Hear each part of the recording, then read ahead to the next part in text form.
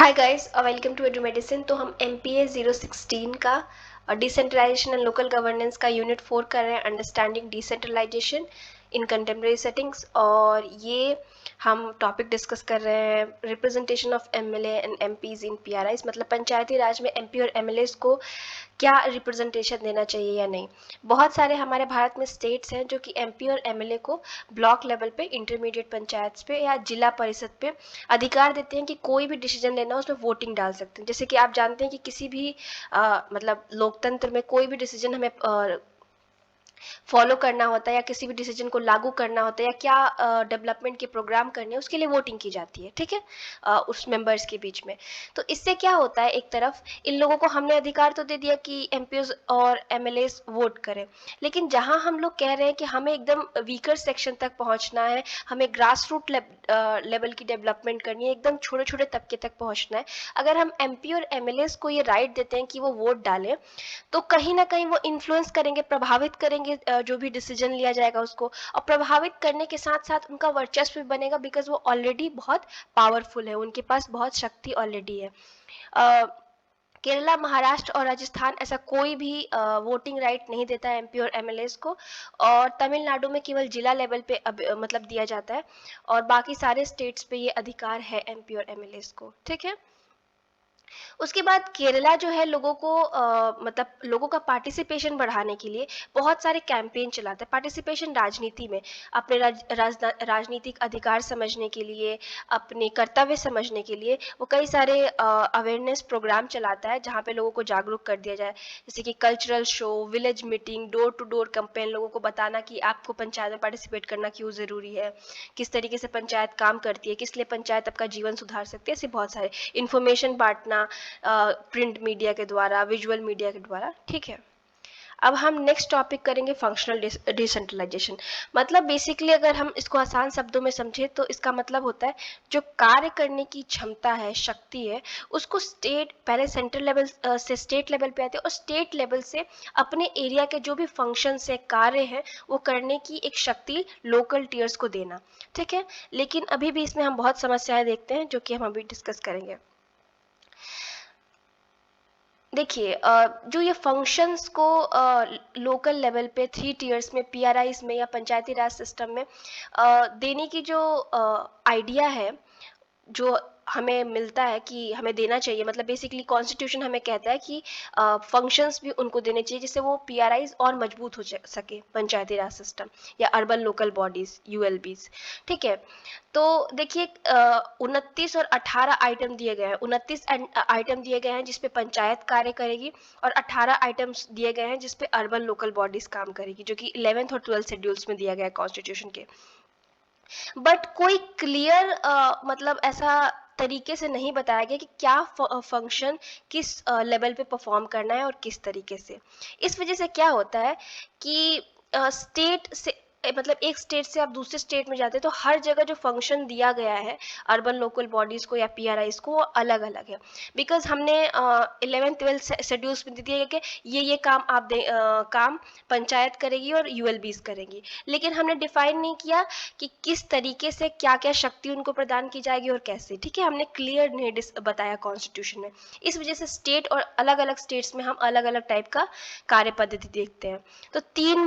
Model हमें देखने को मिलते हैं इसके रिगार्डिंग। पहला ये है वो स्टेट्स जहाँ पे फंक्शंस और एक्टिविटीज डिफरेंट लेवल की पंचायत की वो 11th शेड्यूल से उठाई जाती है, और इन मतलब जो जो लिखा हुआ है, जैसे मान लीजिए कि हम उनको खेती का जितना भी अधिकार है तो दे दिया, तो इन स्टेट्स ने, जो फर्स्ट लेवल की स्टेट्स है, मतलब जो फर्स्ट, हम 3 कैटेगरी की बात कर रहे हैं, 3 मॉडल्स हमें देखने को मिलते हैं हर अपने पूरे देश के 28-29 राज्यों में।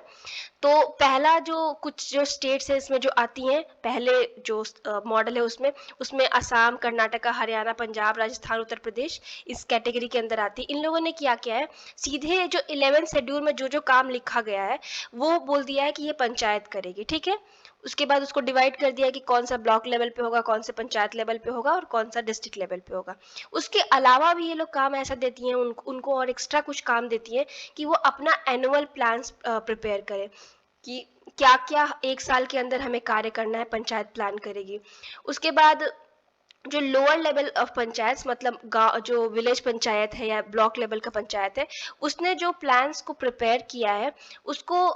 जिला लेवल पे देखा जाएगा और देखा जाएगा कोई कमी तो नहीं है और सब सही है कि नहीं। उसके बाद एनुअल बजट प्लान करने का भी कि हमें कितना खर्चा होगा, ये भी काम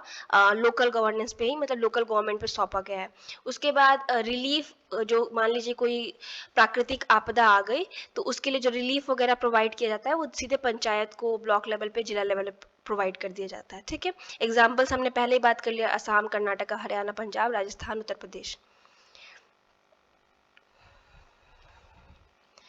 उसके बाद देखिए जो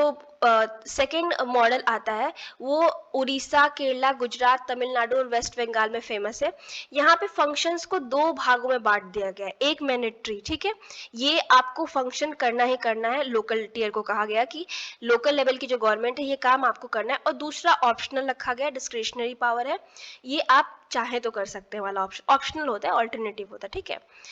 और इन थर्ड कैटेगरी सम मतलब वो स्टेट्स आते हैं जैसे कि आंध्र प्रदेश, मध्य प्रदेश और हिमाचल प्रदेश और महाराष्ट्र, और ये लोग केवल वही काम अपने स्टेट में करने को कहते हैं जो 11th शेड्यूल में दिया है, ना उससे ऊपर ना उससे नीचे। फर्स्ट मॉडल में 11th शेड्यूल को तो फॉलो करते ही करते हैं और अपने कुछ अलग से भी उनको काम दिया जाता है कि ये आप करेंगे। सेकेंड मॉडल जो है उसमें बेसिकली दो पार्ट में डिवाइड कर दिया गया कि ये फंक्शन आपको करना बहुत आवश्यक है, और बी आप चाहे तो करिए चाहे तो मत करिए। ठीक है, और जो थर्ड वाला मॉडल है उसमें केवल जो 11th शेड्यूल में दिया गया है वही आपको करना है। ठीक है, अब हम इसको देख के समझ सकते हैं कि कोई भी क्लियर कट आइडिया नहीं है कि किस तरीके से फंक्शन करे पीआरआई, किस तरीके से कार्य वो करे। ठीक है, इसीलिए अलग अलग हम हर स्टेट में वो देखते हैं कि वेरिएशन है, अलग अलग टाइप के हमें मिलते हैं। ठीक है, चीफ मिनिस्टर ने मध्य प्रदेश के थे, उन्होंने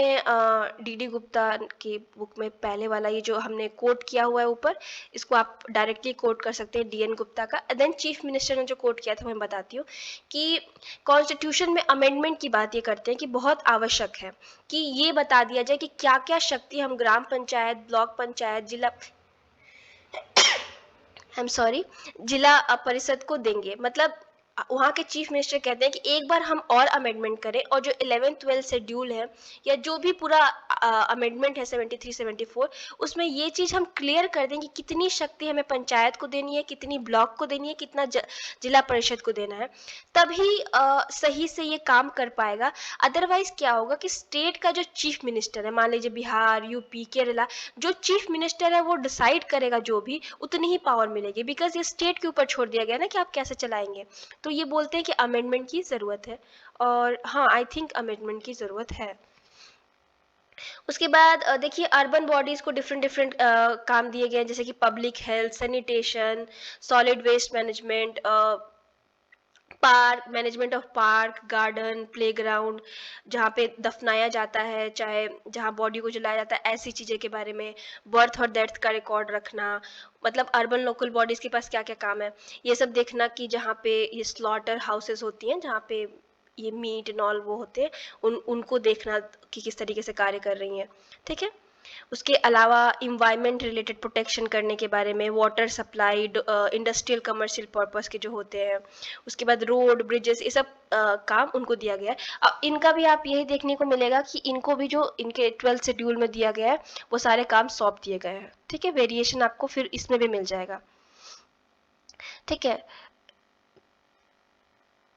अब देखिए यहाँ पे भी सेम बात है कि कोई स्टेट ने कुछ दे रखा है, कोई स्टेट ने कुछ काट रखा है, किसी ने कुछ जोड़ रखा है, जो हमने भी लोकल बॉडीज पे बात की, पंचायती वाली पीआरआईज पे बात की, वही यूएलबी में भी होता है, अर्बन लोकल बॉडीज में, कि क्लियर कट बताया ही नहीं गया है कि क्या क्या फंक्शन दिया जाए, इसीलिए हर स्टेट की जो यूएलबीज है वो डिफरेंट डिफरेंट तरीके से काम करती हैं। ठीक है, उसके बाद एडमिनिस्ट्रेटिव डिसेंट्रलाइजेशन हम यहाँ पे पढ़ेंगे। ठीक है, तो उसको हम करते हैं नेक्स्ट वीडियो में, बिकॉज वीडियो बहुत लंबा हो जाएगा फिर। तब तक के लिए थैंक यू।